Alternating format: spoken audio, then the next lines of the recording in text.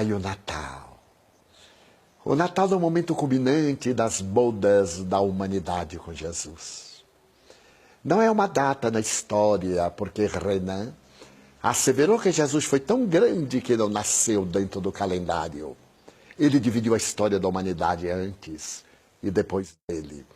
O Natal significa uma evocação deste momento sublime em que o Rei Solar desceu à convivência com as criaturas humanas miseráveis, sem se tornar miserável. Quando ele conviveu conosco, os pecadores, sem se tornar um igual pecador.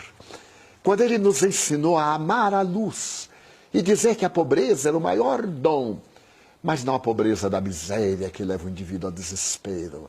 Aquela pobreza de ambições, a pobreza do ego, a pobreza do ódio, a pobreza das vaidades. Isto é o Natal. Lamentavelmente, celebramos o Natal sem nos recordarmos do aniversariante. Então, gostaria de dizer-lhe, cara amiga telespectadora, caro amigo telespectador, o Natal de Jesus é o momento em que ele nasce ou renasce em nosso coração em todo momento. Celebre a data, que se tornou famosa principalmente pelo marketing, muito bem elaborado pelas potências dominadoras do mundo na área dos negócios. Mas celebre o Natal de Jesus amando, perdoando alguém que ofendeu você, desculpando aquele que eu não entende, sendo melhor mãe, melhor pai, melhor amigo, melhor irmão. E na noite evocativa, não esqueça de dizer aos seus filhos quanto você os ama, mesmo que aparentemente eles não mereçam.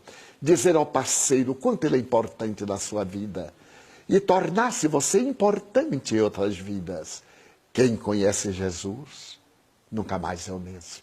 Quando ele se assenhoreia de nossa alma, nós exteriorizamos o brilho estelar que magnetiza outras pessoas e que vê a claridade do amor refletida em nós, sem maiores preâmbulos, sem muitas indagações. Jesus, portanto, é a bênção dos céus que desce à terra numa ponte para levar-nos a terra na direção dos céus, em nome do amor. Então, Feliz Natal.